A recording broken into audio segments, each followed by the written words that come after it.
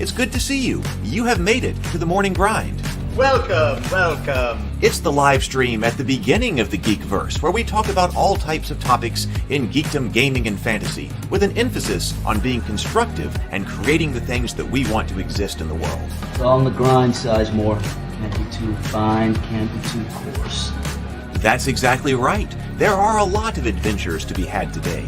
Dungeons to explore and monsters to slay, and who knows what a random encounter might send our way.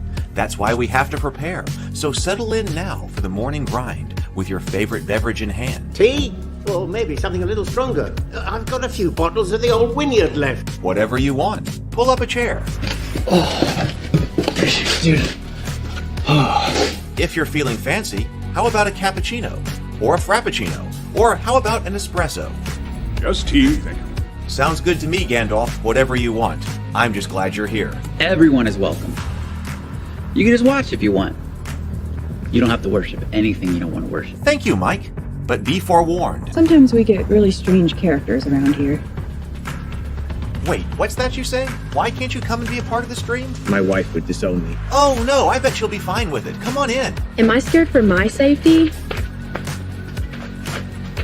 No. What are we supposed to do? Everybody do the secret handshake.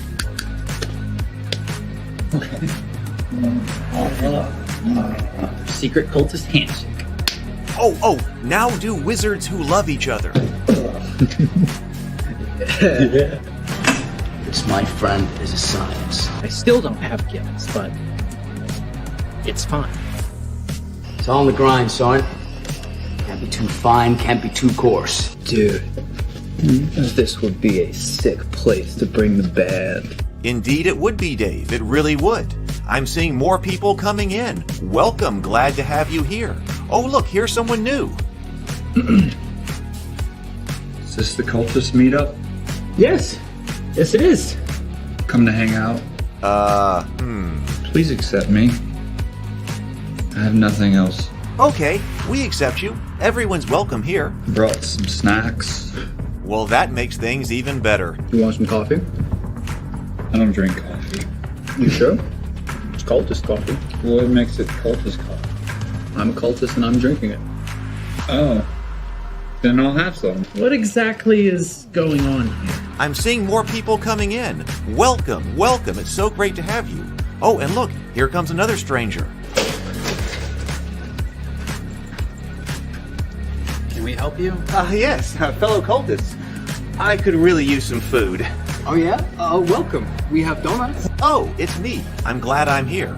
I'm sure you have a few questions for me, though. What's your name? Who do you work for? What god do you worship? Great questions, Rob.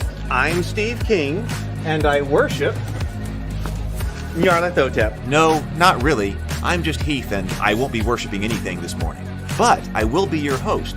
Welcome to the office. We're going to have a great time. I've got my coffee ready, because now it's time for the morning grind. If you could become a fish, that would be amazing. Then I could command you with my mental fish powers. Good morning! Good morning, everyone! How are you doing today? I hope that you are doing well. I was actually up. I told you I've been kind of getting new energy, so I was up early this morning, and I was working on some script writing and things like that. And so I did get up early, and I got some creative stuff done. Not as much as I would have liked, but I did get in, and I got some of that done. So now we are here on the grind, appropriately celebrating for some time for discussion together about some of the things that we really enjoy, and then, well, hopefully we'll be able to have another productive day today and keep this going. The late night Tuesday night did influence productivity yesterday. I did. So I was kind of chill yesterday. One thing I did do, I said, well, since I'm just kind of tired and chilling and need to recover, I went down to the workshop and I got a bunch of different miniatures out of storage that were still sitting on sprues, because, as I mentioned a few days ago, my brother wants to play a war game and wants to get his sons interested. We're having trouble getting them interested in things like that. So we're thinking about playing Kings of War. And I was like, well, I've got a whole bunch of miniatures down in the workshop that have never been painted. And so, or never, some of them never even assembled. I mean, there's a lot down there to assemble. And so I kind of did that yesterday afternoon. So and I took pictures of, like, I got a Stark Army, Fireforge, Northerners, the Northern Army or whatever. And then Fireforge, Undead, and a bunch of other A Song of Ice and Fire miniatures. And so if you want to join that, I just put a miniature wargaming link channel in the Ravenkeep Discord. So if you would like to check that out, you want to see some of the pictures and have a discussion, there's a place to talk about miniatures in general, but then also specifically miniature wargaming. Also, we have a place now. So if you would like to be part of the Discord server link, I was taking pictures of what I was sorting last night. It's all sitting up there in the kitchen now, like on the bar, and actually some in the living room too. So it's a good reminder. It's a good visual reminder to don't go buy more miniatures. There are plenty of miniatures already sitting in the house. So I would love to have you join the Discord server if you want to check those out or just hang out with us. So good morning, Zero the Blade. Good morning, Sable Phoenix. Sable Phoenix says, morning, Ryan Dancey situation. What have I missed? Well, there's also a place in the Discord server called News for the Grind, because one thing that I've kind of experimented with starting with is that in addition to our main topic early on, we could cover some things that are going on in the news. Like yesterday, we were taking a look at Alchemy because Kickstarter was just closing down. That way, if there's something going on, there's a space to talk about it in the morning, or in the morning before we get started on our main topic for at least a few minutes. So it was. Wait, where's my Discord server? So there is a News for the Grind release. And it was, Robert. It was Robert who posted in about what was going on Twitter with Ryan Dancey, and he said maybe we should talk about it. And I'm a big fan of Ryan Dancey. He was very kind enough to speak with me in detail, and also Mark Tassin, about the OGL situation. And really, it was talking to him that made me realize that, that when the OGL situation happened, there were two things that all of a sudden everybody was throwing into chaos. At least for me, it seemed like, first of all, is the OGL not what we thought it was? For some reason, is it not what we thought it was? And then if for some reason it's not what we thought it was, is that because there was some kind of mistake or accident? Or was there something that was deliberately put in it from the beginning in its design that would compromise it later that nobody noticed? And nobody would have, it would have had to have been that nobody had noticed that flaw, whether an intentional or unintentional flaw. And eventually we came to the conclusion over the few days that no, the OGL was exactly what we think it was, as far as its legal terminology and legal framing. At least I was completely convinced of that. And then also convinced that, okay, and Ryan Dancey designed it to be what it was. So I was really glad he did that. I wanted to talk to him again. He's a busy guy, because he said that one thing we should talk about is the D20 trademark. He said the D20 trademark has its own story that's just as interesting as the OGL. But then wasn't the time to tell it because we were focused on the OGL. I really wanted him to come back, and I hope he still will. He's a busy guy. But I would love to have him back to talk about the story of the D20 license, and also his thoughts on the Orc now that it's out. But I haven't heard back from him. So I thought we should talk about what's going on Twitter, and also lessons learned from that. What are the potential lessons learned? What can we learn from that? How can we handle, other than maybe just Twitter is not a great place for conversation? Stray says, good morning, Stray. Good morning. Oh, thank you, Stray, for posting the Discord server. I posted later. Thank you, Stray, for getting that. Hello, Mental Fish. Hello, Dungeon Master. Good to see you. Good morning. Oh, Sable Phoenix. Good morning, Andrew. Sable Phoenix says, I believe your convo with Ryan Dancey was the first video I watched of yours. I'm sure that a lot of people, that was another major way I think people found the channel. The dice stuff we were talking about last year, and then also the OGL situation in general, but Ryan Dancey probably in specific. So, all right. So I thought that we would talk about that as part of our In the News segment, and then we're going to talk more about RPG design here. So first of all, good night, Sword. Good morning, Trey and Tomocrat. Yeah, people are coming in. Good morning. So good to see everybody.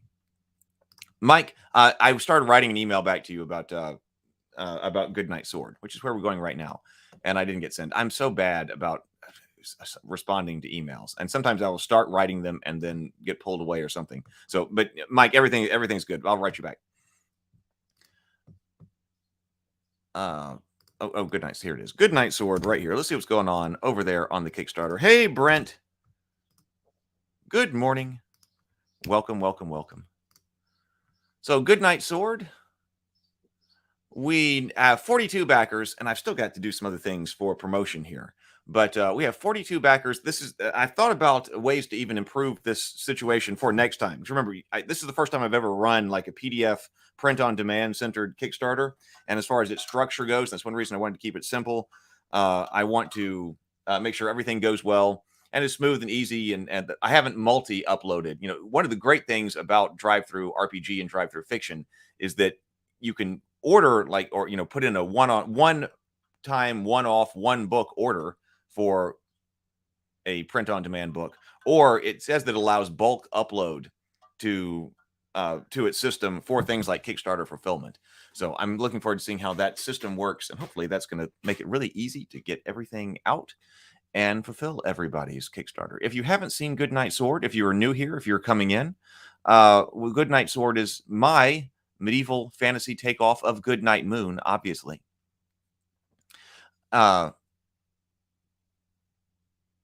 And it also has an animated audiobook. Thanks, Mike. As an animated audiobook, we put together an animation in there. An animated audiobook, so you can even listen to it tonight. Brianna De Silva narrated it. And so if you want that, that is embedded over there on the screen as well. Over there on that page as well. Brent says those Star Trek movie table talks are amazing. I know. More people need to see them. JDM. Welcome. Good morning. Michael Borrell says, joining in late. What's the situation with Ryan Dancey? We're about to talk about that. Welcome. Hey, Michael, welcome. This is to you. Do I sleep? Unfortunately, too much. I wish I slept less. All right, let's breathe and sip and then go into the Ryan Dancey situation. All right, you're going to take 2 deep breaths. Do it with me. It will improve your life.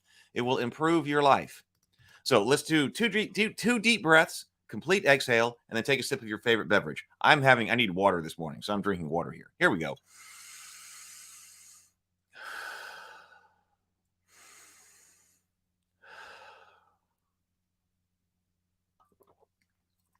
There we go. All right. Feeling much better.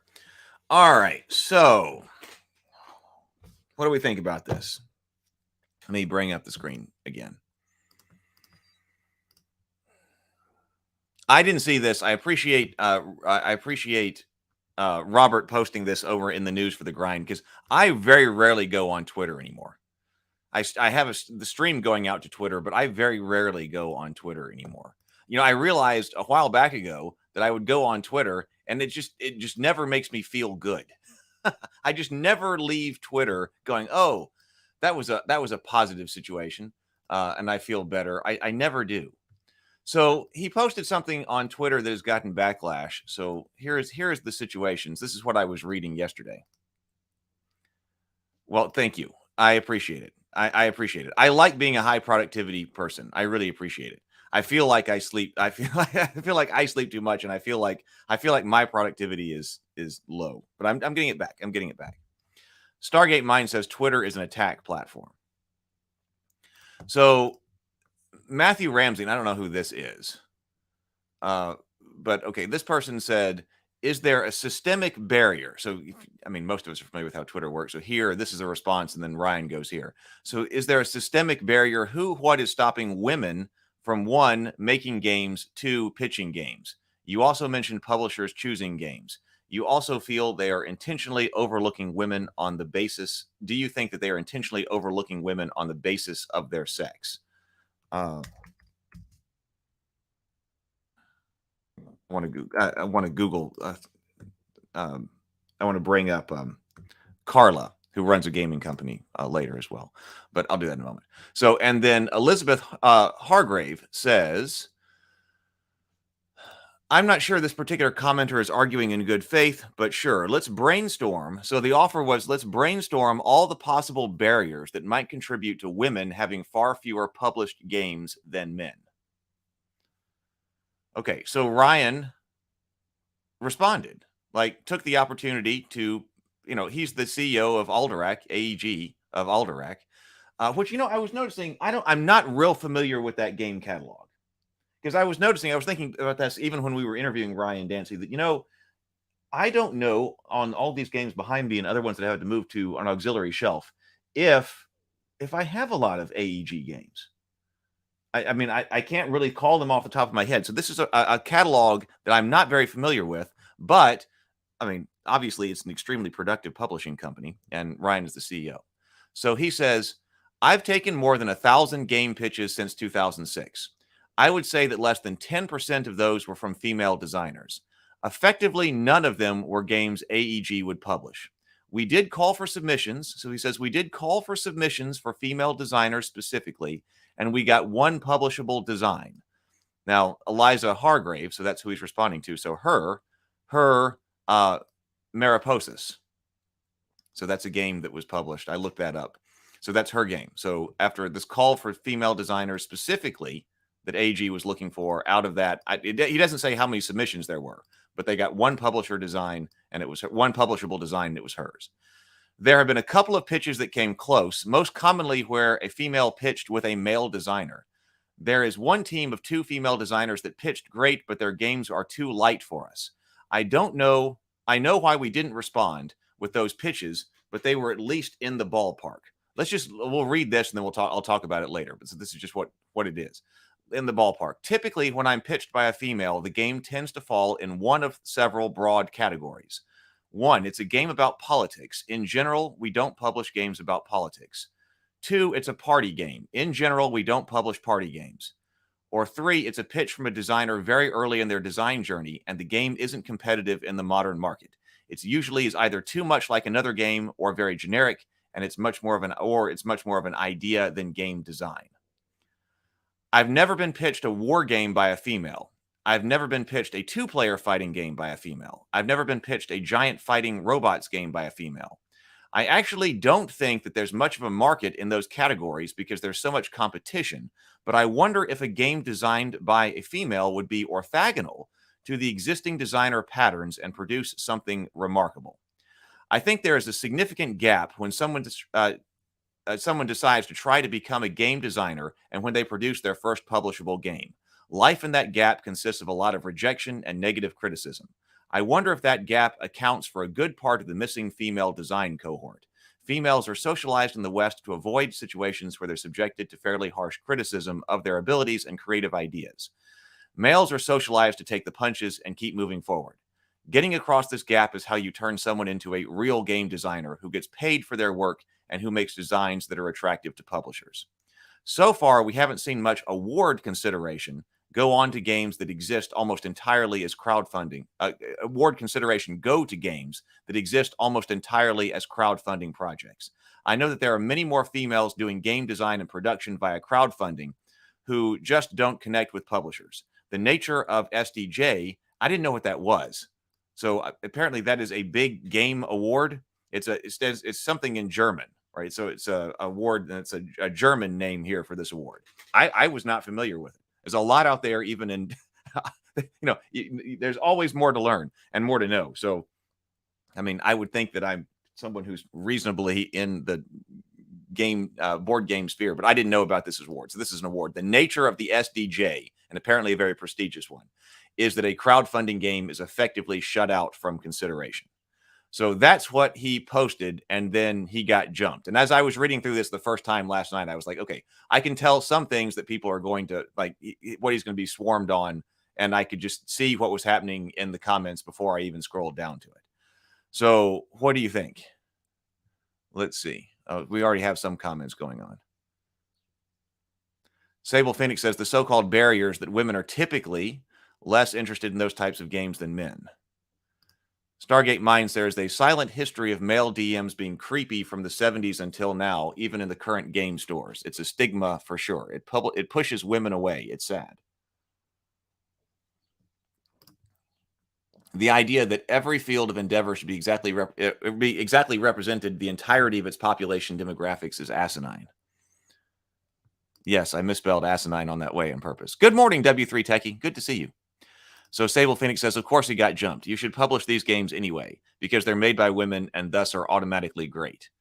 So I knew, so first of all, I knew that since he uses the word female here instead of women. So he talks about female designers and he uses the word female here. But he uses male as well. He uses female and male rather than men and women. I don't exactly know why, but he used male, and we should point out, he used female and, as we should point out, male here. He didn't say men and women. So I knew that, okay, so one of the things that that got posted below, there must be a lot of Ferengi references. And then when we scroll down, yes, there are all kinds of Ferengi memes. So he got hit by a whole bunch of Ferengi memes.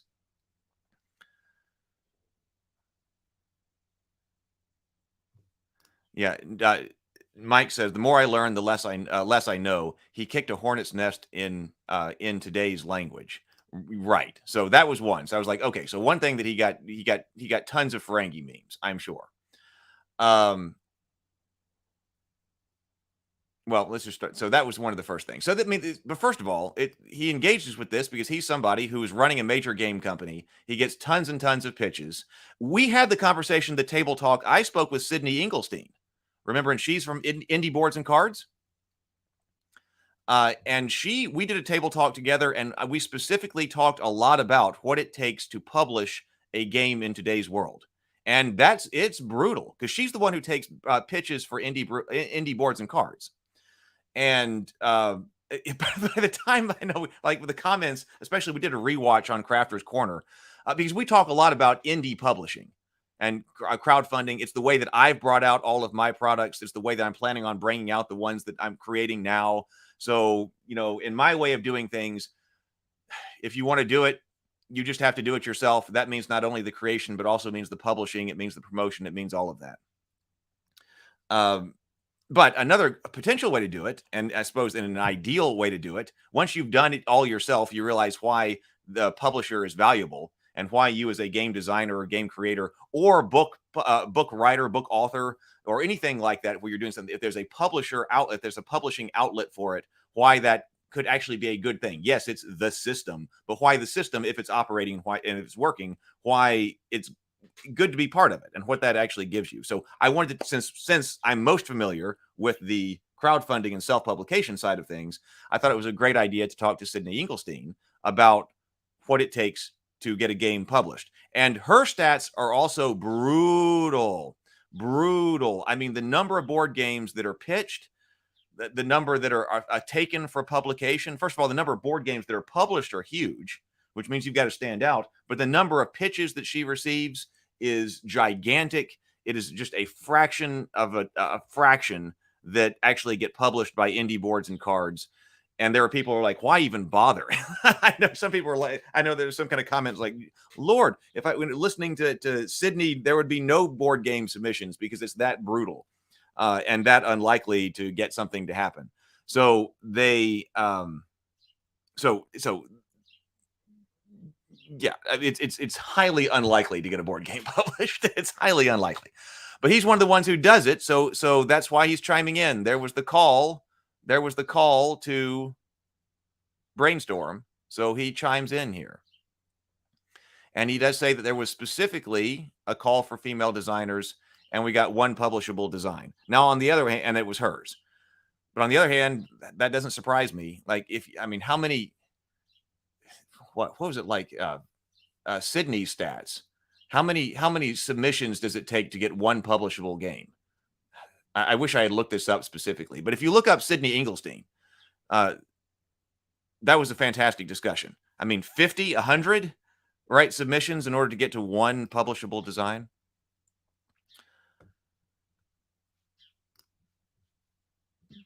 I wish we knew how many submissions were there. Stargate Mind says, the day I released my title, Women of Waterdeep title, a tribute to women, Twitter jumped me, causing 200K negative posts. None of them even read the publication. It was pure title discrimination. Interesting. Zero Theory says the use of female is often a bit sterile and clinical, and saying males can take the punches is explicitly saying that women can't. Yes, we're get to that.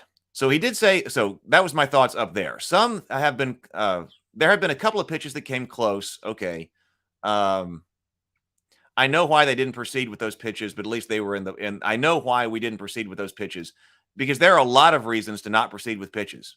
I mean, there are a lot of reasons to not proceed with pitches. And you only realize that after you become a publisher yourself. And because I started receiving pitches. Even when my brother and I were working together doing Rain Studios, which was small, people started coming to me about publishing their material then. And I wasn't expecting that. All of a sudden I was like, whoa, wait a minute. People are actually coming up to me wondering if I can publish their stuff. We also got a lot of that at Infinite Black. Now, Infinite Black was much more successful. Of course, Infinite Black is still going. But then when I was running Infinite Black with David, Infinite Black only published the things that David and I created. We created that publishing company in order to publish our own stuff. And we only published stuff that we created. So that's kind of what I'm doing with Ravenkeep as well. I set up Ravenkeep as one more company. I'm not setting another company up. I set up Ravenkeep to publish the stuff that I'm doing now post Infinite Black. So when people come up and ask me if Infinite Black could publish their material, there are a lot of reasons. Your game can be absolutely fantastic. And there are still 100 reasons why the answer would be no. And people don't realize that. You could tell in some of the comments to what Ryan said here that there are a lot of people who do not understand publishing. But once you've actually been in publishing, then you realize that just somebody's game or book or whatever can be absolutely fantastic. And there can still be 100 reasons why you say no. So he says that it's a game about politics. In general, we don't publish games about politics. So this one's interesting. He says, when I'm pitched a game by a female, it's a game about politics. Okay, my thought when I saw that was, well, that's interesting. I want to know more about that. Like what exactly this category is, and what is being pitched here. So I wanted more information here. But I also knew as soon as I read this, I knew what the response would be. Because there's the Clausewitz quote about war being an extension of politics by other means, right? And there are some people who want the term politics to mean everything. So I'm really big on the definition of words. That comes from my ontology background in graduate school, and defining all kinds of things, but also understanding what it is that you're talking about. And a lot of people use words way too loosely, and also this one in particular, politics. A lot of people will say, like, hey, can they give me a definition of politics? And politics, their definition will basically be everything. Politics is everything. Well, if it's everything, then it's nothing. Like, you actually have a definition of a word. And actually, I did define that. I taught political geography and geopolitics. And so what politics is, I specifically gave, there was a section of a lecture that was specifically about politics. So if this is a class in politics, no, this isn't a class about everything. This isn't a class about everything. Politics has a certain meaning and what it means to discuss something about politics, because political science class isn't the science of everything. Political geography isn't the geography of everything, right? It has a specific meaning. So I don't suppose that now is not the time for that college lecture. I could bring that out, but I'm not. Now is not the time. But some people want that word to be very broad. And so I knew with the Clausewitz quote, people were going to go, if you publish a war game, then you're publishing political games, because war is an extension of politics by other means. I immediately thought that. And I went, oh, people are going to say that all the time in the comments, that everything is political. So every game that you publish, either that every game you publish is political, because politics, everything is political. And that means that every game you publish is political. And also, if you publish a war game, then it's inherently political, because war is an extension of politics. I knew people were going to say that too. It's a party game, and in general, we don't publish party games. I thought that these two right here were interesting because these apply to everybody. These apply to everybody. It's a party game, and in general, we don't publish party games. This just means that, like I said, I'm not all that familiar with AEG's catalog, but he says that we don't publish party games, and it's been pitched a party game. we've said this over and over. We talked about, I've said this over and over. And in fact, I need to put up, I started shuffling around the business for creatives videos that I had done and took them down, and I'm going to do something else with them. So they're not up right. But I talked about publishing, right? And this is matching the game to your publisher. Whenever you're trying to get published, what you have to do is you have to match what it is that the publisher wants with what it is that you are sending them. And Sydney talked about that in that table talk. Sydney Inglestein talked about that. Sydney says, if you want to pitch us a game, you need to be very familiar with our catalog. The first thing you should do is be very familiar with the Indie Boards and Cards catalog to understand what type of games we publish and specifically what type of games we do not publish. Some publishers have specific lists on their website, and I believe that she said they did not on their website. But some publishers, especially if it's a book publisher, if it's an agent, if you're trying to get an agent or something like that, will have a specific list of we publish these types of things. And some of them, I like it when they go further and say we specifically do not publish these type of things. So if you send somebody, a game or a book or whatever it is that is on the list of things they do not publish, then you're going to get rejection. But that's an extremely common way to get a rejection. That's an extremely common way to get a rejection. And it's because most people design things backwards. Most people whether it's a book and whether it's a scientific article or whether it is a game, they'll sit down and design the game or the book or do the scientific research and write the scientific paper that they want to write. And then when it's done, they'll go looking for a publisher. And that's the wrong way to do that. That's the absolute wrong way to do that. If you want to get a game published, then what you do, you find the publisher you want to publish with. So if you wanted to publish with AEG, you would get very familiar with their catalog. You would find out exactly, not even what they published in the past, because it takes a long time to get a game out. So not exactly what they published, but what are they looking forward right now to? Right? Yeah, Steve Jackson, if you want to publish with Steve Jackson, they've got some extensive lists about exactly what they're looking for now, exactly the kinds of things they accept, a list of things they do not accept. They're a game publisher who has a list of things that we are not looking for explicitly. We are not looking for those. It would really suck for that to be something that you really want to write. You really write something. You really want to write it. It's fantastic. It's great. And you're like, now I'm taking it to Steve Jackson. And then you realize, no, it's actually on the we do not want this list. That's not what we're looking for.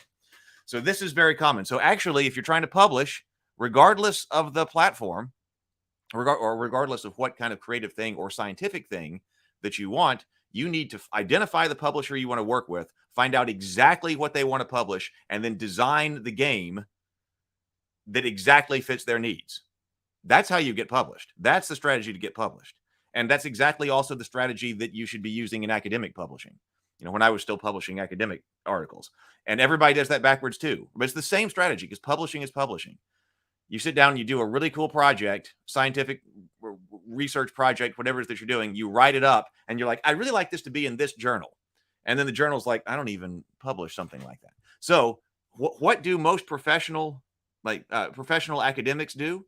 They know what journals are out there. They've got to publish, and they know exactly what material each one of those journals publish. So they say in their minds, all right, I need to put a paper in geopolitics. That's a journal in political geography, and like geopolitics.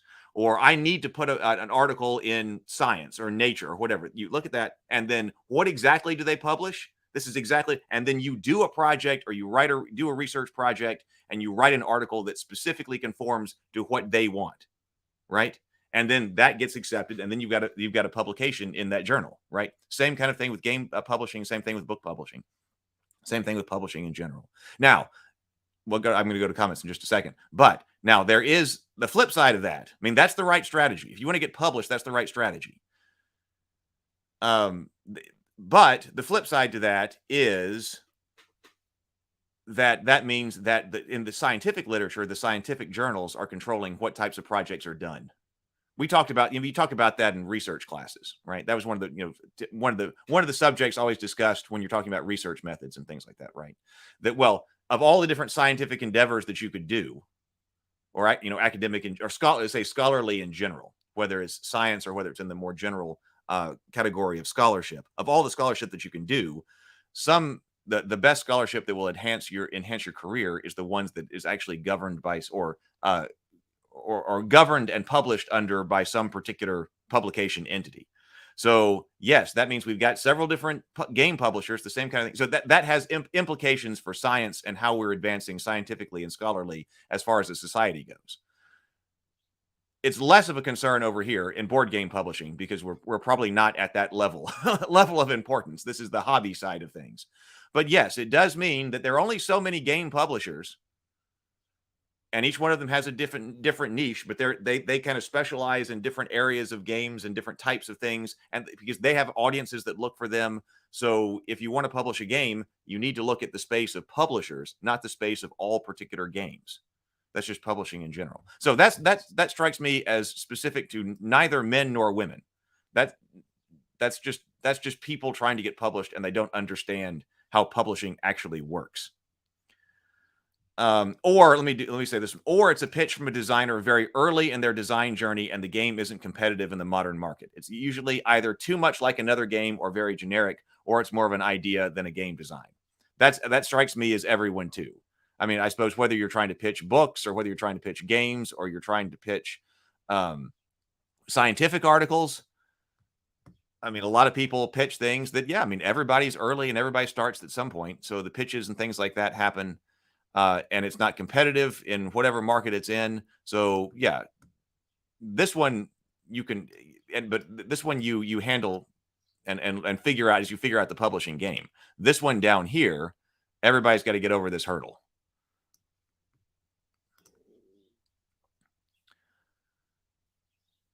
I'm going over here to comments now. W3 Techie says, when I use male and female, it's often because I've had criteria for calling one a man or a woman that I feel they don't meet, LOL. Most of the Twitter trills live in a world of good speak. Twitter is such a waste of time, W3 Techie says. So Andrew, on the subject of publication, Andrew says, even if you get one game published, I would think that you would need more stuff published to make a living on it, unless it's really popular. Exactly.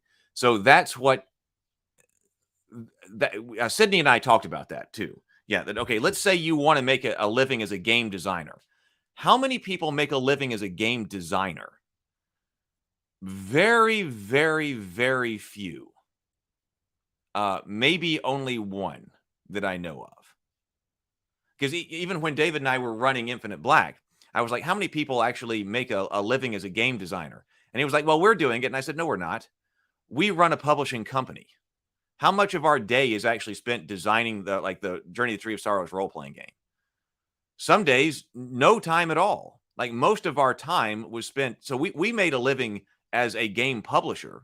We were publishing our own stuff, but we weren't making a living as a designer.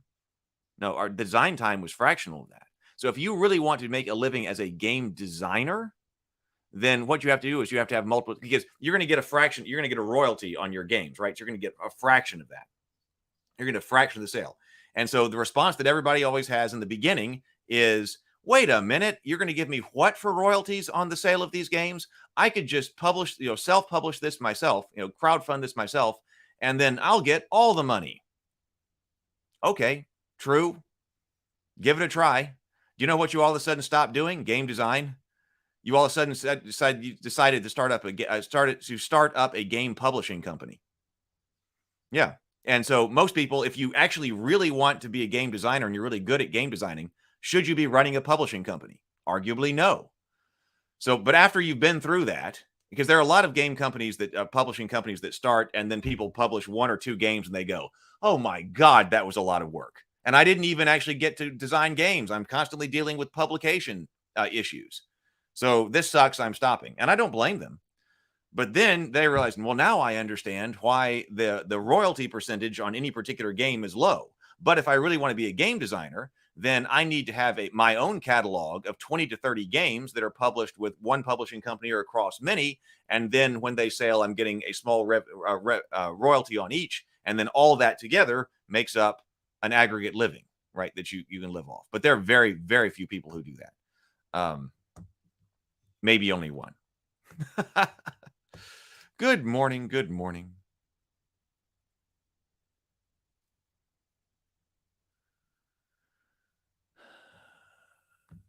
See, Michael. Good morning, Michael. Michael says war may be an extension of politics, but most war games don't focus on the conditions that led to war. They just focus on the combat aspects, no politics included. See, that's why I would want more discussion. See, that's all. See, I agree with that. That okay, if we sit here and if my brother and I sit down and we play the Kings of War like we're talking about and play with the nephews, and I'm playing, hey, let's just play this battle between orcs and high elves. How useful is it to say that we're playing a political game? I don't think very useful. And that's why we're stretching language or stressing that word to a point where, since it's so encompassing, that it's not giving us any meaningful or much, if any, arguably no meaningful content with that word and what it actually means. Andrew says, so much of the entertainment art seems subsidized by family or by side hustles. Many name comic pros have side teaching gigs or other work. Yes. I don't know gaming world, but I guess it's similar. Yeah, I mean, very few people make a living in tabletop gaming, and even the large companies are small. Sydney talked about that. How many people with indie boards and cards? It's only a very, very small handful, and that makes them one of the larger ones. Like 6, or was it 6 people or something like that? James Bacon says, completely agree. Speculative writing, whether game, film, or novel, needs to take publishing conventions into account. Yeah, the amount of game creators who subsist entirely on game creation is vanishingly small. Especially in the indie scene. There are only a handful of knaves and shadow darks. Sarah says, I wish you would say female designer or male designer, because hearing a female repeated several times sounds dehumanizing. I'm sure that he meant I am sure he means nothing by it, but incels and pick-me bro dudes have made that speech pretty hair-raising. Yeah, I don't think that he was doing anything deliberate like that. But because that language is out there on Twitter, I said, I know it's the Ferengi memes are coming. That's gonna be down there. That was a thing. I would just be happy to get my Zero the Blade says I'm just happy to get my tabletop RPG out there in some way. Dungeon Master says that's a hard truth, but one I needed to hear. And was working on a new game system, and I've been going about it completely wrong. That's a hard. We're talking about that. It's a hard truth, but one I needed to hear. I was working on a new game system, and I've been going about it completely wrong. If you make the thing that you want to make, I mean, there are some. I mean, you hear about somebody who did something completely, who it worked for, but those people are extremely rare. If you're making your own thing and something you want to make for yourself and you want to exist, like that's where self-publishing comes in. So that's why I was always like, well, I guess I just have to do all this myself.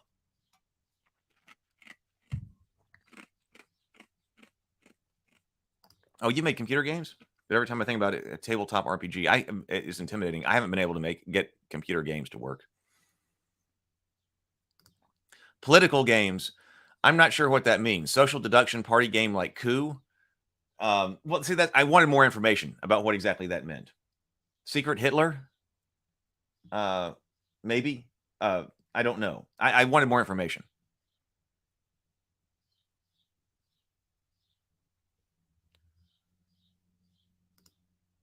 War is politics is physical conflict. It's extremely gameable. Any types of politics is difficult to gamify. Darrington Press announced their new game, Queen of Night, which sounds like it's about classic politics. James says he's being articulate. Offense taken, not given. Okay, so then he talks down here. He talks about this. I mean, I think this is... the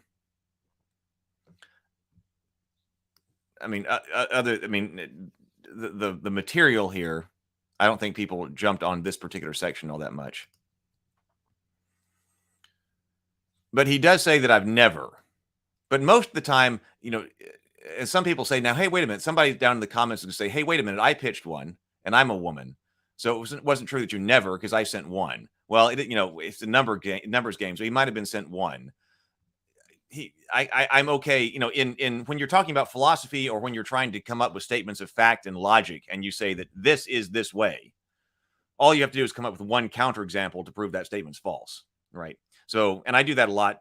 I took a lot of philosophy classes in graduate school, and so I'm very used to, okay, here is a statement that's asserted as true. Is there a single counterexample to that? And if you can come up with a single counterexample, then the statement's false. But that's important when you're talking about knowledge production. A lot of times people will speak loosely and saying that, oh, this is always like this, or this is never like that. And there might be a few exceptions. When people are speaking more casually, often people say always or never, and they don't mean literally always or never. They're not trying to speak in a scientific truth sense suitable for philosophical analyzation. So I take this that maybe, okay, maybe there was one. So I'm not taking his language as, okay, it's time to come up with a single counterexample to falsify his truth statement claim. I'm taking him more loosely than that.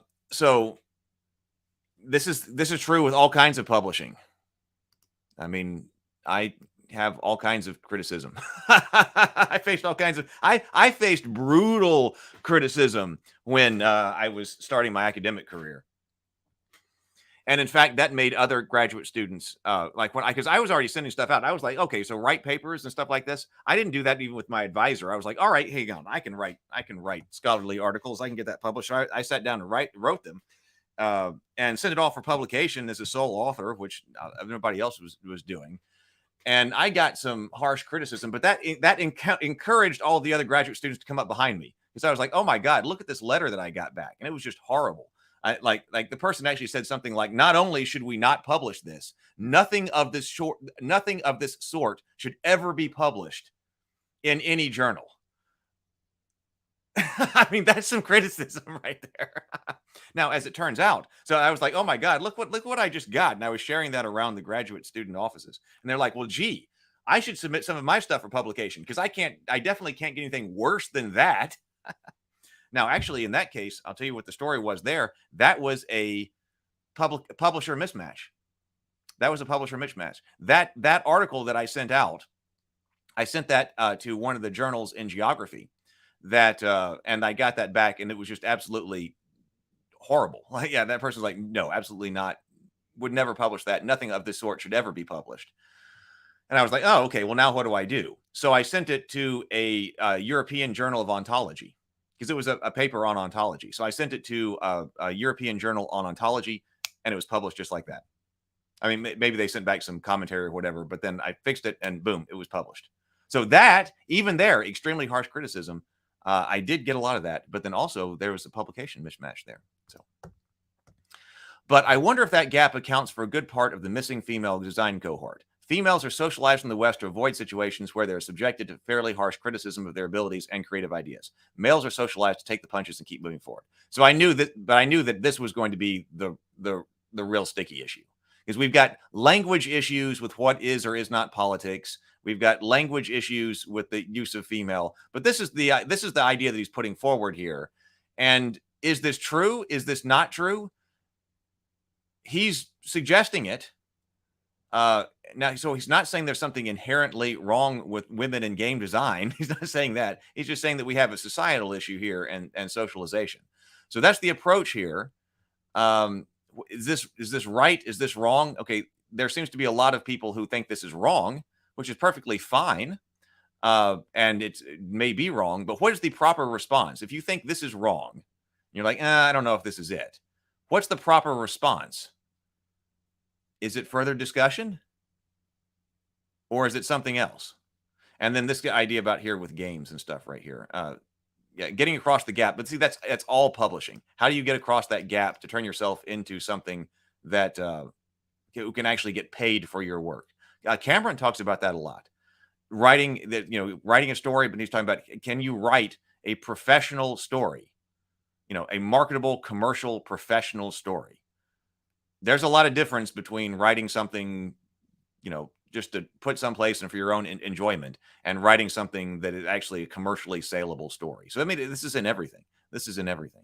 So this is of the material that I would say is more substantive here to discuss. This one's it. I was like, okay, so this one's the one that people needed. This is the one that warrants discussion.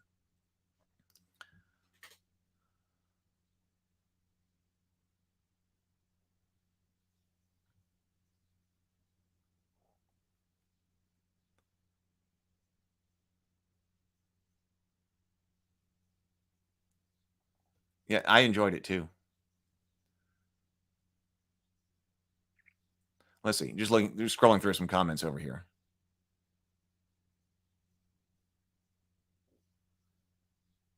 Yeah, we don't know. Like I said, we don't know. That would be another thing that, okay, no, wait a minute. Can you clarify? Like, that's what I would have said. Well, one of the things I would have said, like on the topics of politics, I was like, can you give us some more clarification on that and what exactly that is? Because everybody's response is, oh, a war game is political. And that's just a ridiculous like response, I think.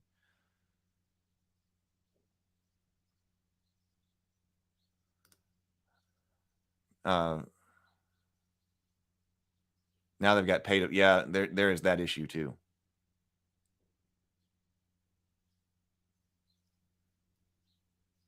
Okay, be careful. All right, everybody.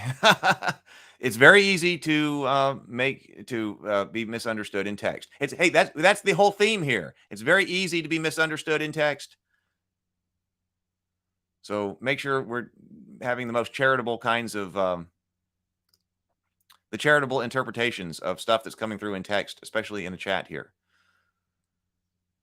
Oh, Interlight says, yeah, my story didn't get picked up by the publisher in November or December.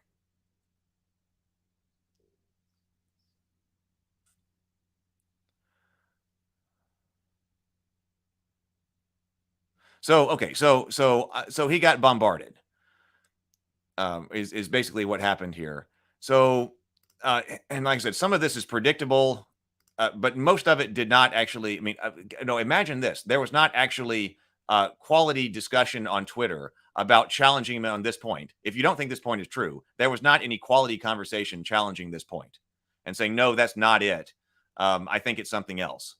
Or that there was no quality kind of challenging of this that I was reading, and so there's lots of Ferengi memes. Yeah. See, they're coming. There are a lot of these, and like gross. So this part right here. Okay, well if that part's wrong, and it very well may be wrong, there's no dialogue. This is an incredibly tone deaf response.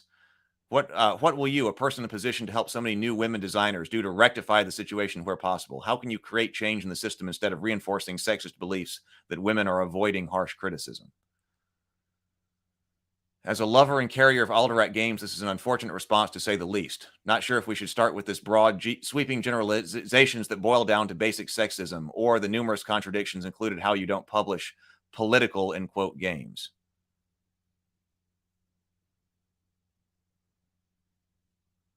What the ever-loving, so this part here, beyond all the things that I could argue with what you just wrote, this is just incredibly problematic on so many levels. We've discussed the term problematic here. Okay, I mean, fine. Okay, it's incredibly problematic on several different levels. So instead of actually explaining why, it's just brushed off. But yeah, I mean, this seems like a very valid section for discussion about why it may be wrong.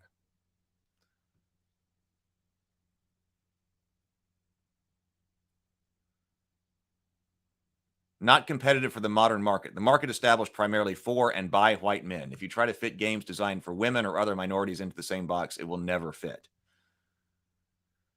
So this is what happened. This is an incredibly long-winded bad take. Holy wow. This is Twitter. So this person right here, Rachel Jude, said, never been pitched a war game by a female. Female what? Also, maybe you're not looking in the right places. Signed me, who wrote one game supplement that was a mashup of Inglourious Bastards and four-color fantasy, and another was about Roman Legion vets. That might have been the person who submitted something. Somebody says that I did submit a war game type game to AEG. See this person says this part right here specifically, utter bullocks. The reality is that women spend their lives under constant scrutiny, having to produce twice the amount for half of the credit. And men are often taught that any insult to their ability is like a desecration of their ancestors. So are either of those generalizations true? Probably not. Probably not.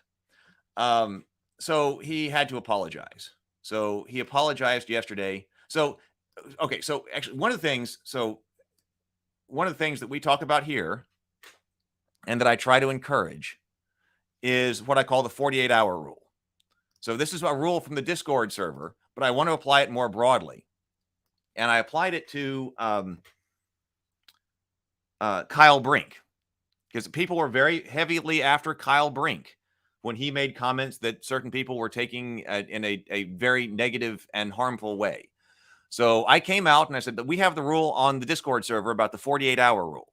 And the 48-hour rule is if someone says or does something that could be interpreted in a potentially negative, hateful, or harmful way, we will give them 48 hours to provide additional clarification. Sometimes things just come off differently than intended, especially in text-based communications. Sometimes you say something, sometimes of course, and then no, of course I didn't mean that.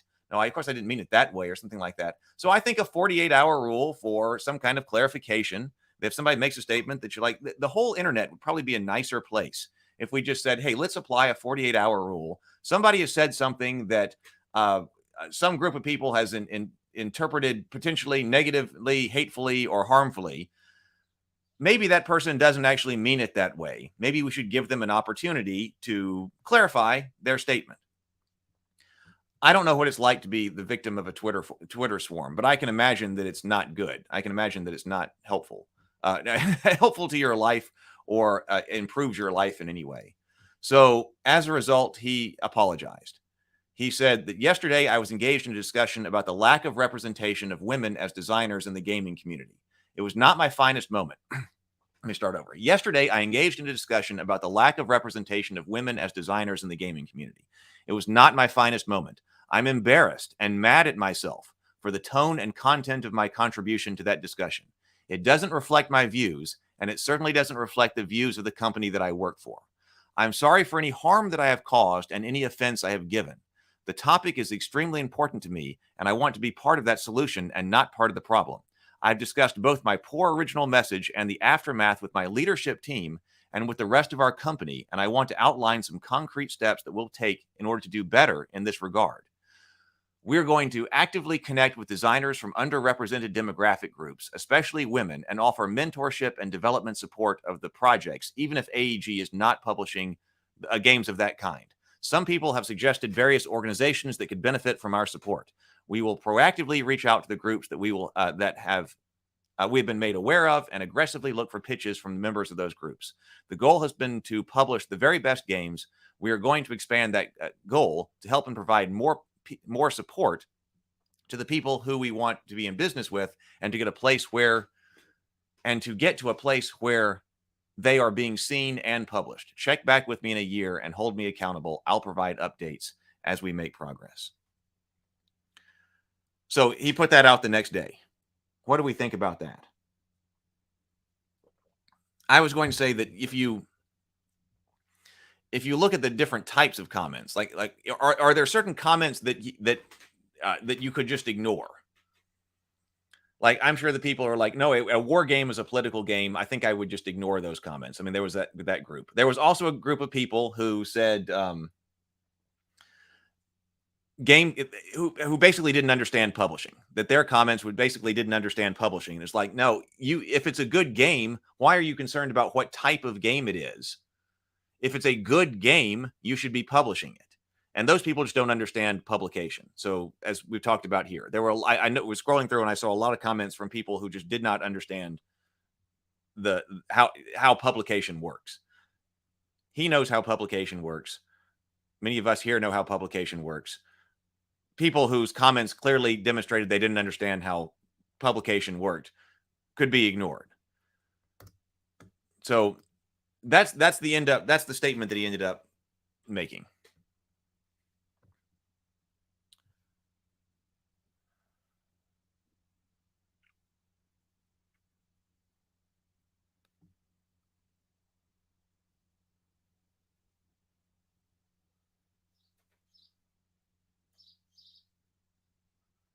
Yeah, Sarah says, not a big fan of the end of it, but the point about rejecting party games sounds pretty believable to me, as well as as games that are mostly ideas and not fully developed. And I'm sure that's both men and women. Sable Phoenix says, Sable Phoenix says, whoops, that's the worst thing he could have done. Yeah, he didn't offer a clarification. That's why I was bringing up the 48-hour rule. So he went to apology. So he went to this. He said, whoops, that's the worst thing he could have done. Once the Twitter hordes descend upon you, no amount of apology will satisfy them. They'll just start eviscerating you for how your apology isn't good enough.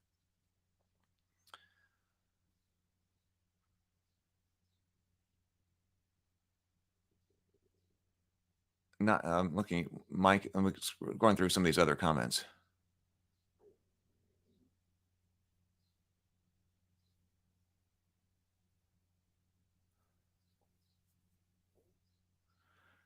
Sarah says, I do think the tweet about women's work being under higher scrutiny is definitely true across many industries. Not sure about tabletop RPGs, but there's much research about it elsewhere. So, like, that information and that kind of stuff could come up is the kind of thing that if you were having a productive conversation, like if somebody had said that, if he had brought that up, if he had said basically the same thing in either a long form discussion format or either online or personally, I don't think the long list of comments, you would have had a different response. You may still disagree and think that what he's saying is wrong, which it can completely be the case, like you're talking about and was brought up here. But what you would have is a dialogue. What you would have a discussion. Oh, I didn't think about that. You may be right. Let me revise my opinion. Oh, I hadn't thought about that. That's what dialogue and constructive conversation is about. And you don't see that on Twitter.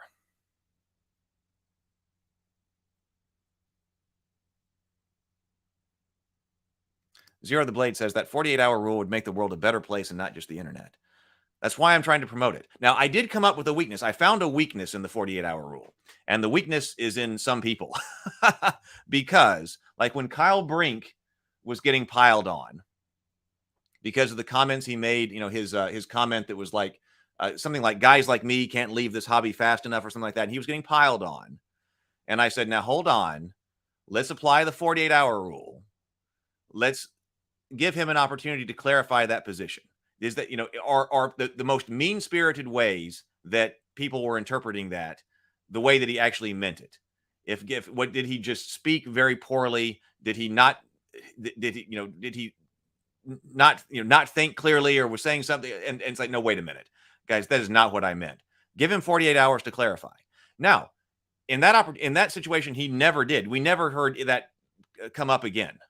Right. He never responded. He was never back on YouTube. He was never anything. I was looking for, like, did he tweet about it? Did he say something like that? Because then, he provided a clarification. Let's accept that clarification rather than jumping on. But then people in the YouTube comments were like, well, it's been 48 hours and he didn't say anything about it. So basically, am I now free to just assume the worst of him and eviscerate him? Well, that's just you looking to assume the worst about somebody and going on the attack. And first of all, you don't need my permission. You do what you're doing. But I didn't mean for that to be, well, you've got 40. It's not, the 48-hour rule is not an ultimatum. It's not an ultimatum. It just means that, first of all, it's enough time that if you're the victim of a Twitter mob, like I imagine that first 24 hours is probably pretty rough. Like psychologically, I imagine it's pretty rough. So you got 48 hours, 24 hours to go, oh my God, what is happening? Look at, like, my phone's blowing up, notifications, I got stuff all over the place. That's probably not a good time. And then sleep on it, and then whatever, get a bit more collected, whatever, and then issue a clarification. That's the thinking there, if you're concerned about it. But it's not an ultimatum. You don't have to, and I certainly don't want it to be something where people assume the worst about people. Oh, it's been 48 hours, and now I'm going to assume the worst about you and make an attack.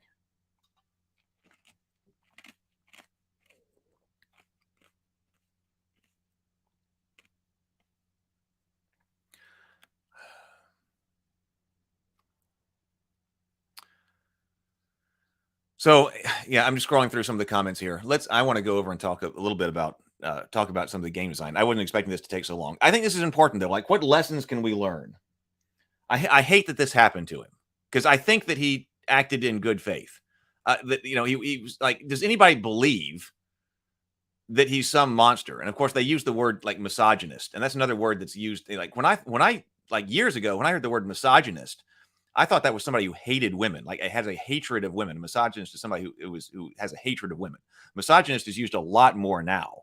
So, do I believe that? And I don't know Ryan other than my interactions with him through the OGL situation.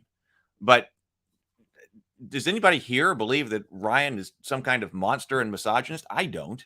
But yet that's the kind of response that he was getting.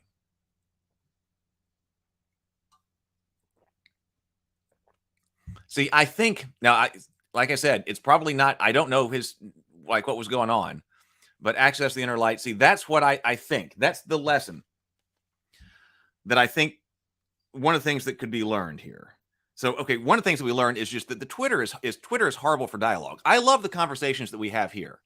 Like a long time ago, I was like, what in the world am I going? I was trying. Well, first of all, I was trying to do talk about tabletop RPG stuff by filming stuff in advance and editing it and stuff like that. It was too slow. So I decided, hey, let's do it live, because I was thinking at the very first, okay, there's no post-production on the live show.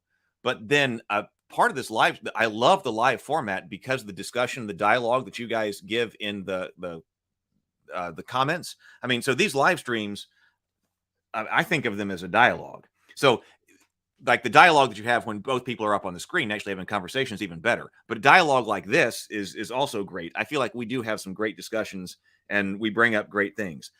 It just seems to me like Twitter is not a good format. Like the Twitter format, does that bring out the worst in people? That if you're trying to have a productive conversation, let's get it this way.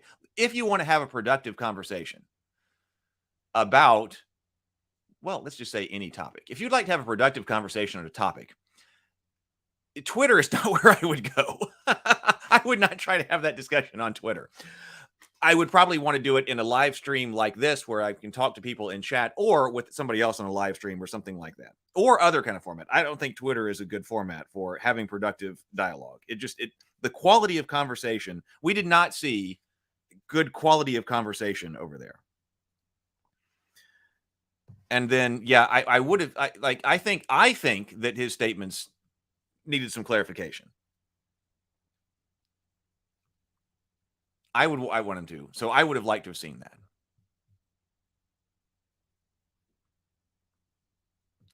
Zero Theory says it's the binders full of women moment. I remember that reference. Wasn't that Mitt Romney? That was a statement about how he had lots and lots of women that he was evaluating for positions, right? That he was like their applications for positions within his. It was like campaign staffing or something like that. And he was trying to make a statement about how he was looking at had accepted applications from lots of women that he was evaluating. And yet the phrase was binders full of women. And somehow that got turned into a negative. It was the phraseology. I mean, that is kind of weird phraseology. But the overall statement was about how he was had a bunch of women that he was evaluating, I think, for campaign positions or something like that.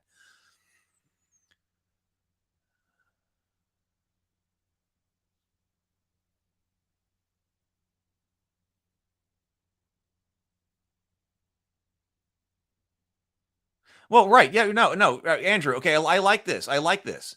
Twitter was no longer on it, a haven for bad faith actors. On the flip side, so I like this. On the flip side, because this is important. I thank you for this comment, Andrew. On the flip side, if you make a statement and loads of people freak out, should you interrogate yourself? Can't we all improve ourselves? The answer here, I think, is yes. And I think that's the natural response, right? If you say something and then all of a sudden, we're not really evolved for the internet. well, let's say in a non-internet way. If you're living before the internet and you're here around in the local town square at the local pub or something like that, and you say something, and all of a sudden everybody in the pub stops and looks at you, and then some of them might start to scream like, "Oh my God, what did I do wrong?" Yes, you're probably going to say, "Oh my God, I said something terribly wrong." Do I need and you're probably going to immediately start interrogating yourself and going, oh my God, what did I do wrong? Justifiably. But now in the world of an internet, you're not just talking about everybody sitting around the table at the pub with you. You're all of a sudden potentially talking about tens of thousands or hundreds of thousands of people who you say something and then all of a sudden can descend on you. So I think that's why it's natural and why it's probably psychologically very damaging or psychologically difficult to be on the receiving side of that. I hope I never am. Who knows? Now I did think about that, but who knows? So who knows how you respond until you've probably been through it.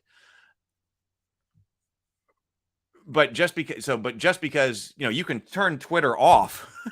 If you're sitting there in the pub, that's more difficult. You go like, oh my God, let me turn that off and then think about it and what's happened. Because sometimes it may require an apology. Absolutely. Sometimes it may just require a clarification. Sometimes it might be something that you don't need to address at all. I don't know. Sarah says, one solution for getting more female designed games: initiate a program to hear ideas pitched and help those in actual game design. I'm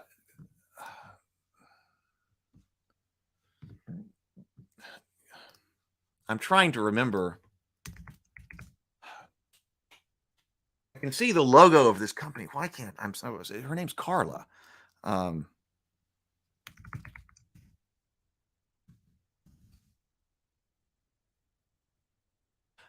Cop. What's the name? Weird Giraffe. Of course. I'm sorry, Carla. Weird Giraffe Games. Carla is also one who was doing that. Does anybody know Weird Giraffe Games? Carla basically started on Kickstarter about the same time I started on Kickstarter. It was slightly thereafter. Like I think I did one game, and then Carla started doing games, and so she started Weird Giraffe Games. Super Hack Override. I remember that I suggested starting with a card game. I said because I'd been through War of Kings. I've been through War of Kings, and I said, and she was like, "All right, I want to do a game." And Carla here. She said, I want to do a game. And I was like, don't try to do a War of Kings level game, the very first one you do, because of all the manufacturing stuff. Do a card game, Super Hack Override, Stellar Leap. This is not all of her stuff. Oh, see all 15. Okay, so she does tons. Fire in the Library. I mean, she's got tons of games out there. And she does it self-published as well. She's also at the conventions and things like that. And actually, it surprised me, actually, that she didn't get more attention, especially when she was doing Stellar Leap. Yeah, because it's even got like her name right there at the top of it. When was this game published? It surprised me. I was expecting this to go much higher than it did, because I thought that, well, women in game design and stuff like that, and she's also running an independent publishing company to do all of her stuff, and her name right there, Carla, is on the top of it. When was this published? The date should be here. This was many years ago. But I remember thinking somebody's going to pick that up as a woman in game design and also running an independent game publishing company and stuff like that. So, hey, in the sphere of women as game designers and independent game publishers, Carla is very serious about it.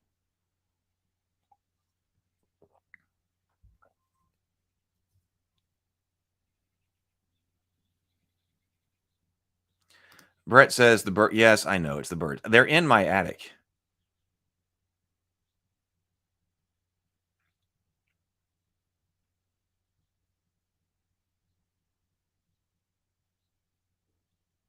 Yeah, anonymity. Generally, I've always been in favor of potential, the ability to be anonymous on the internet. But I know there are negatives too.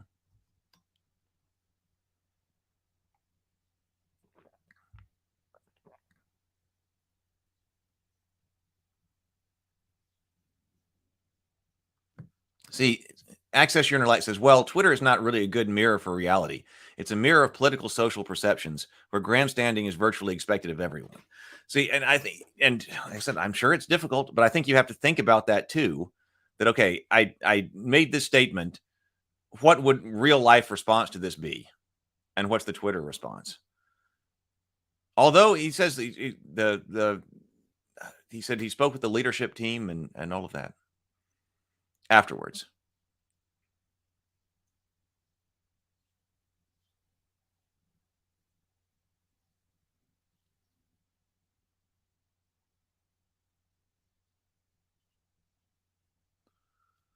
Mentorship programs are a challenge to implement in a small industry, but they can make a big difference.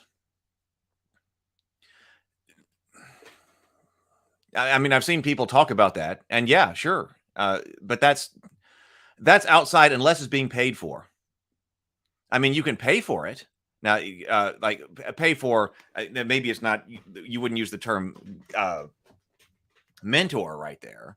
But, you can say, hey, listen, some people will say, yes, I'll be happy to critique whatever it is that you've got in different industries. Could be board game, books, movie scripts, whatever it is. I'll be happy to take a look, but there's a cost that's associated with that. Are you, I do take on basically a client relationship. I don't, but people say I take on a client relationship because then there's money attached, and that makes it more viable as long as someone can pay. And I actually always appreciate people who will give commentary for money because then they're not closed off, and then you're also respecting their time. You're not expecting them to just spend additional hours on you for no reason.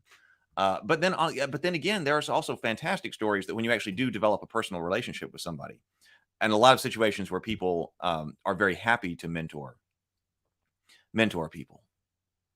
So I don't know. Yeah, but yes, mentorship in general is fantastic.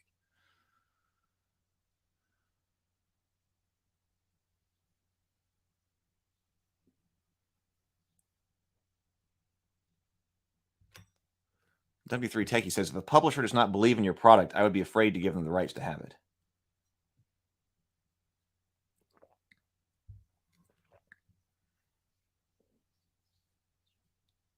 Right.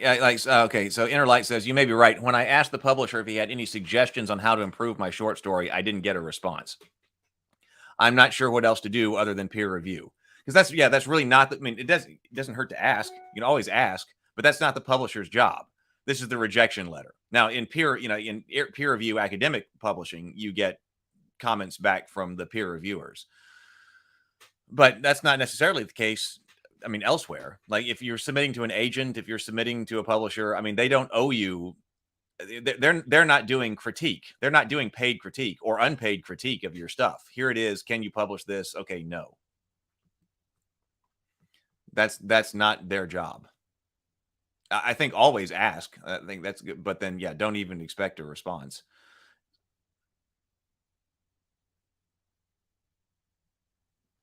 VGD says, anonymity on the internet is only a problem when people use it as an excuse to eschew respectful comportment and decency.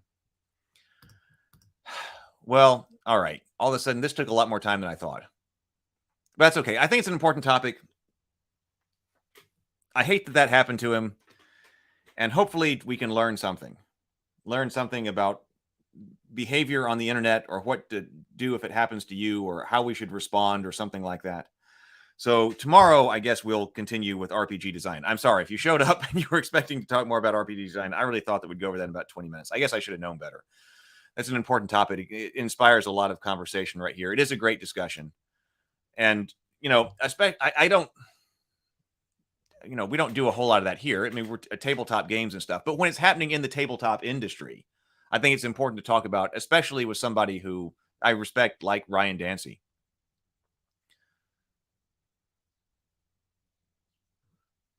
And important. Yeah, I saw there was a discussion about what the actual business is. I think that goes along with what I was saying about, well, the publisher isn't necessarily there to give you writing critique. They might, but that's not necessarily their job. I would say at the core of it is not their job. Sable Phoenix says, from everything I've seen, Ryan is a class act. So also, I didn't even know that had happened. Like, I don't know. I guess we have a few more minutes, because if I go for 90 minutes, we could wrap up. But I suppose there's the other thing that would be talking about it. Like, let's talk about it in general. What if you thought somebody needed a defense? What if they were getting mobbed and you thought unjustifiably? What do you do? If anything, maybe nothing. But on the other hand, these things happen so quickly. Like, I'm not on Twitter, so I didn't even know all this was going on. And it was brought up in the news on the grind section. I'm not sure what I would have done, but I'm working on stuff. I'm sitting here. I've actually started turning off the internet. I was like, I need to start turning off the internet when I'm writing. So just trying to be out of the loop on things kind of intentionally. And then, okay, that comes in on the news for the grind. And then was that the next day or whatever? And then there was already the apology or whatever. So if someone is being attacked and you think that it's unjustifiable, also, how long does it take for the defense to mobilize? Zero Theory says, yeah, I hope the takeaway wasn't that he's some bad guy, just too clinical of a post, LOL. I definitely don't think he's sexist or has some weird opinions because of it.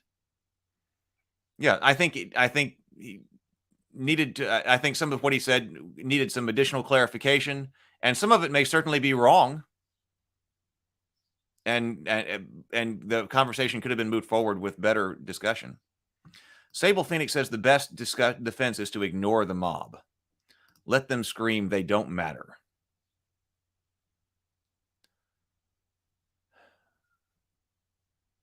I don't know. I don't know. I mean, in certain situations, if you reflect on what you did and you don't think that that they are correct, and you don't, maybe you need to issue a clarification, or maybe you don't, and maybe you don't think they're correct. Maybe you ignore them, but nonetheless, that mob, a mob can have a big effect. I mean, it can have a big effect.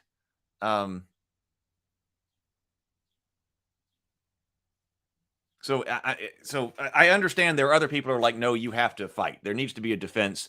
You need to be able to counter it in some way, because you can't just always let the mob go. But maybe if we all ignore the mob. Unfortunately, Sarah says, unfortunately, ignoring the mob isn't always an option when others depend on your reputation. Yeah. And just because you ignore the mob doesn't mean that other people will. And it seems like Twitter mobs in general have a lot of power. Whether any particular, well, maybe mobbings themselves are always wrong if we're using the word mobbing, but whether or not the Twitter mass is right or wrong on any particular issue, it seems like it's got a lot of power. All right. I mean, okay. That was kind of a depressing subject. I need to go do some work. But okay, so maybe there's some lessons that can be drawn so that we can improve in the future. Hate it for him. Okay. All right. Well, I guess I'm out of here. I'm going to try to do some creative work today. Try to get stuff done. I have been clipping some stuff. I'll try to clip some of this. I've been trying to put some clips out, and I got some positive comments from people who said they appreciated like the clips and the excerpts from some of the morning grind. The problem is it takes time to do, but maybe if I can allocate a certain amount of time to clip some information from the morning grind and put that out, you may be seeing more of those on the channel. I put out 2 yesterday. So if it's a clip from the morning grind, then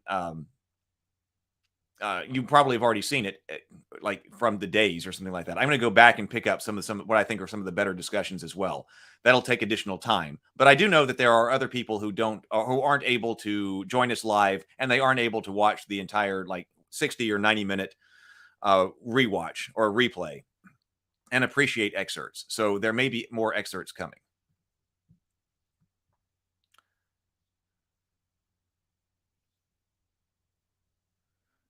Anon says you can't ignore them, but you can't engage with them in good faith either. Well, you can't engage with them in bad faith. We don't have a stream tonight. I want to start the like a members only wind down. I'm not sure if we're ready for that yet. If I'm ready for that right now. Next Wednesday we've got. I guess I could. I got so much to do. No, I don't think so. But maybe next week we start the members only wind down.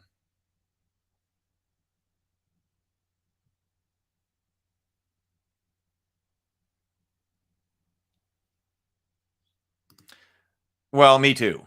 That's why we don't do this often. Like I said, this came right into tabletop space with a guy I respect. So there we go. All right. Later, everybody. Be creative. Well, we'll return to tabletop game design tomorrow. So tabletop game design tomorrow. Role-playing game design tomorrow. So that's what we're talking about tomorrow. Later, everybody. Be creative. Be productive. I will see you in the morning, and grind on.